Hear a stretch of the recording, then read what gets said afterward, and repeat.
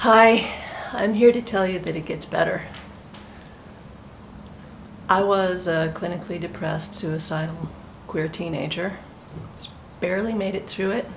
Barely made it through a lot of other times in my life. When I was a teenager, I had a Swiss Army knife, and the love of my life, this beautiful girl, had just rejected me, and I was going to do myself in, and at the very last moment I decided to call my sister instead, and she called a psychologist friend, and a week got me pulled through it.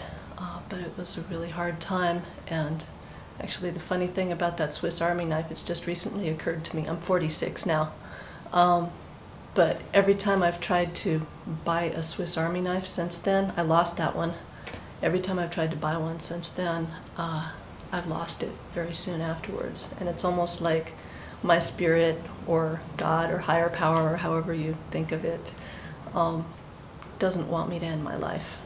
And I think there's something deep inside of us that just really, really wants to live. And that thing can be tapped into. Sometimes you have to go all the way to the bottom to find it, but it's there, you know. It's something you want to live, and we want you to live, and we need you, and I'll get into that later. But right now, I want to say that I'm very happy, even though I live in a town where jet planes fly over all the time, so maybe you can't hear me, but I'm very glad to be alive. I love life, I love my friends, I love my family, and I guess I'm kind of a Star Wars geek. I tend to think of things, you know, in those terms. I think it's a great mythology, a flawed movie, but a great mythology. And if there was an evil emperor, he would want you to hate yourself. He would want you to kill yourself. It would make it easier on him. In a world where more and more, I think we're being forced into lifestyles of always worrying about how we look and how we dress, and whether or not we're towing the line, or whether or not we're making enough money, whether we're doing the right things.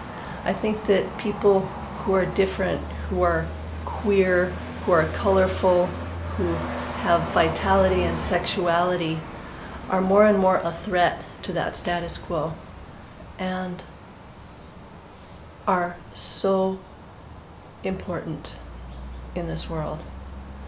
So that's why I say we need you. You know, you're a threat to the status quo in all of your beautiful queer glory. You're a threat, and you're a treasure. So please stick with us. Get through high school. You know, there are resources online. If you can't find the resources online, there are resources in your own heart. You know, you just have to, like, put your head down, get through high school, and come on into the world, and we'll find you.